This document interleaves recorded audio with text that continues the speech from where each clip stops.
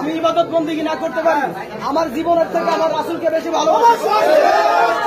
সুতরাং আমরা আইনের প্রতি শ্রদ্ধাশীল, আইনকে আমরা আমার একটা কথা আছে, কিন্তু আমরা এমন কোনো কিছু চাই না যেন আর কোনোদিন এমন কোন স্বাধীন তৈরি হয়।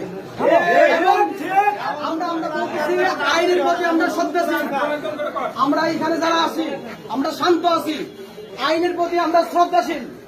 আমরা যাকে এখানে আজকে আটকে রাখা হয়েছে তিনি এটাই ফার্স্ট টাইম না, একাধিকবার তিনি আল্লাহ রাসূল ইসলামের সাথে অবমাননা করছেন।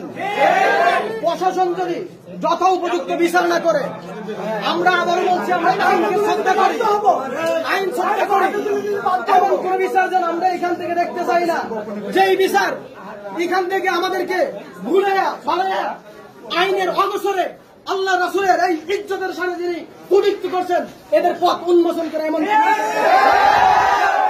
আমরা এখানে যারা আছি প্রয়োজনে আমরা শান্ত থাকবো, কিন্তু যদি এমন কোন বিচার করা হয় আমরা জনতা যারা এখানে আছি আমরা আমাদের জায়গা থেকে আমরা যে ভালোবাসা আমার জীবনের থেকে উমরকে জিজ্ঞাসা করা হয়েছিল, উমর তুমি রাসূলকে কেমন ভালোবাসো? উমর বলছিল, যখন নিজে বলছিল আমার সন্তানকে বেশি ভালোবাসি, রাসূল বলেছিল তোমার মধ্যে ঈমানের সংশয় আছে। ঈমান যখন বলে উমর যখন বলেছিল ইয়া রাসূলুল্লাহ আমি আমার সন্তান, আমার মা, আমার স্ত্রী থেকে আপনাকে বেশি ভালোবাসি, তখন বলছিল পরিপূর্ণ ঈমানদার হতে পারছো। আমি নামাজ পড়তে না পারি, ইসলামকে ভালোবাসি, আল্লাহ রাসূলকে আমাদের জীবনের থেকে বেশি ভালোবাসি। এই প্রজন্মের সন্তান যারা তরুণ প্রজন্ম আর কোন সাতিমকে, কোন রাসূল বিদ্বেষী কোন মানুষকে নিস্তার দিবে না।